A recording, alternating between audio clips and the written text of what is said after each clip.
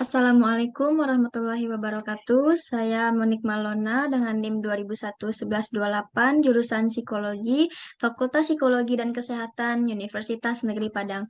Izinkan saya dari kelompok 2 yang ingin mempresentasikan mata kuliah Psikologi Emosi dengan judul Hubungan Stres Akademik dengan Motivasi Belajar pada Mahasiswa S1 di Sumatera Barat, yang diampu oleh dosen pengampu Ibu Ridayana Primanita, SPSI, MPSI, Psikolog.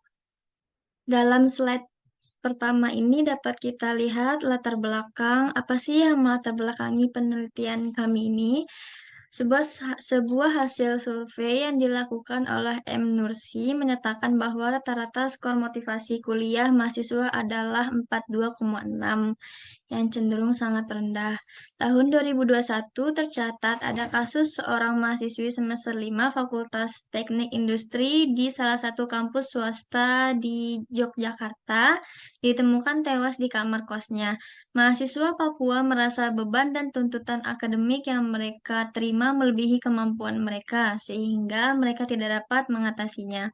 Pada penelitian sebelumnya yang dilakukan oleh Puspita, Sari, dan Oktaria tahun 2018 mengatakan bahwa adanya hubungan bermakna antara stres secara umum terhadap motivasi belajar. Kita lanjut ke slide yang kedua, kerangka berpikir. Berdasarkan survei diketahui bahwa mahasiswa Sumbar memiliki motivasi belajar yang rendah. Motivasi belajar yang rendah ini diakibatkan oleh stres akademik, yaitu menurut Gadzela. Lalu, stres akademik ini mempunyai aspek yaitu stresor akademik dan reaksi terhadap stresor akademik. Lalu, faktor mempengaruhi stres akademik ini juga ada dua, eksternal dan internal. Stres akademik ini dipengaruhi oleh motivasi belajar, yakni aspek motivasi belajar ada 4, dorongan mencapai sesuatu, komitmen, inisiatif, dan optimisme.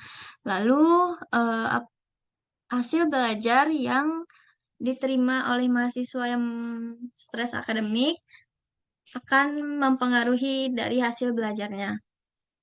Slide selanjutnya. Lalu, slide selanjutnya ada metode penelitian. Penelitian ini menggunakan metode kuantitatif yang bersifat korelasi.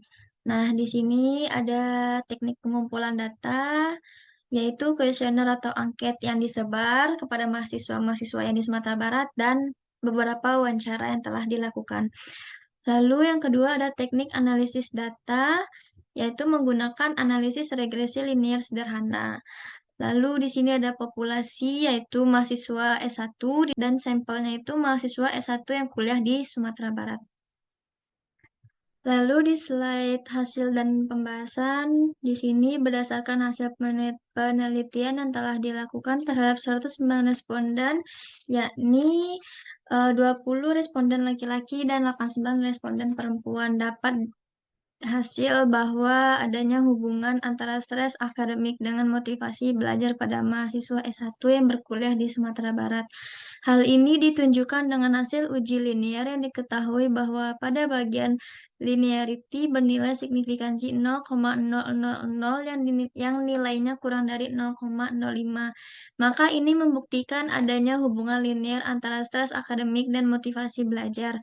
Selain itu, pada uji korelasi pada bagian person correlation untuk motivasi belajar bernilai minus 0,342 dan stres akademik memiliki nilai yang sama dengan motivasi belajar yang bernilai minus 0,342. Dari hasil pengukuran yang dapat dilakukan menunjukkan bahwa bentuk hubungan antar variabel bersifat negatif dengan derajat hubungan korelasi cukup, yang artinya semakin tinggi stres akademik, maka semakin rendah motivasi belajar, atau semakin rendah stres akademik, maka semakin tinggi motivasi belajarnya. Nah, slide terakhir yaitu kesimpulan. Jadi kesimpulannya H0 ditolak dan H1 diterima. Terdapat hubungan antara stres akademik dengan motivasi belajar pada mahasiswa S1 di Sumatera Barat. Sekian presentasi dari saya. Semoga ilmunya bermanfaat. Assalamualaikum warahmatullahi wabarakatuh.